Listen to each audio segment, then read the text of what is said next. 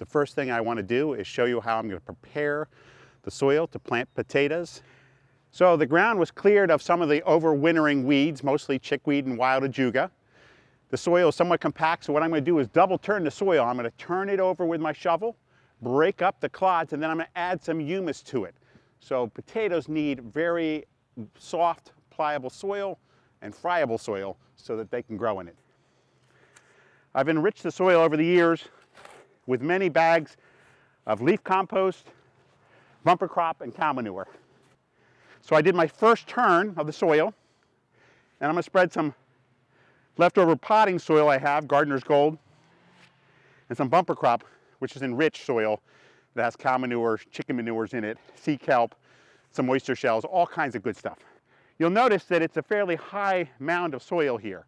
I'm going to take this Gardener's Gold and bumper crop and turn it into the soil, and I need it to be a little higher. I need it for the drainage of the water, and also I'm going to create a mounding situation for the potatoes to grow in.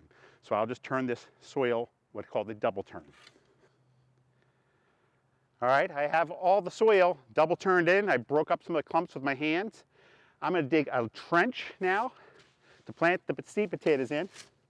You might ask, what's the difference between a regular potato that you get at the grocery store and a seed potato? Well, the main difference is they're certified to be disease-free.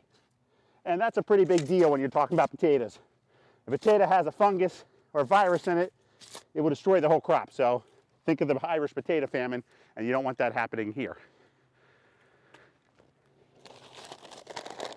Now I got some different potatoes. What you'll see in the potatoes is they have eyes. They're already starting to grow. A lot of these are cobblers, and some of these are red Pontiacs.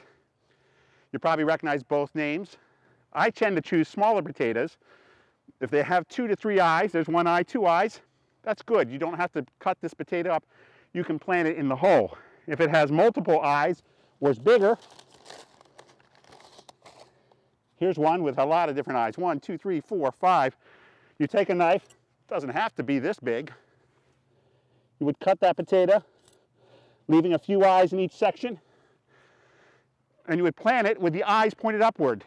But the first thing you would do, and we won't do this today, is you'd let this sit for a day or two so it could scab over. It's less likely to rot when it's in the ground. So if you're going to cut your potatoes in half or in thirds so you can multiply the potato production, make sure you just let it sit for a couple days to dry out. So I will start with the small potatoes. No pun intended. And I'm going to plant them about 1 foot apart, about 6 inches down.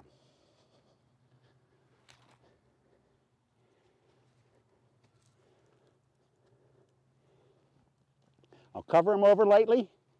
Actually, before I even do that, I'm going to sprinkle just a little bit of this Hollytone organic fertilizer. Helps to acidify the soil. They like a pH around 5 to 6.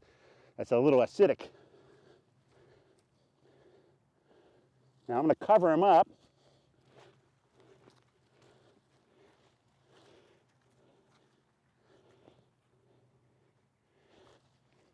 So there's 1 row of potatoes. And I'll continue this pattern for 3 more rows of potatoes here. But what you need to know is the potatoes grow. These are crops that are ready in about 90 days. The plants will shoot above ground. When they get about 8 to 12 inches above the ground, you need to take some extra soil and start piling it up on the plant. It helps to keep the rhizomes cool and allows the potato production to grow upwards. So what you'll see is that potato I planted down low, 6 inches below the ground, will be the starting of the production. All the potatoes will be produced upwards from there. So as it goes on, I'll add either more topsoil or I'll create a mound between this and keep mounding that soil up until it gets maybe about 8 to 12 inches higher than it was. This will maximize my potato production.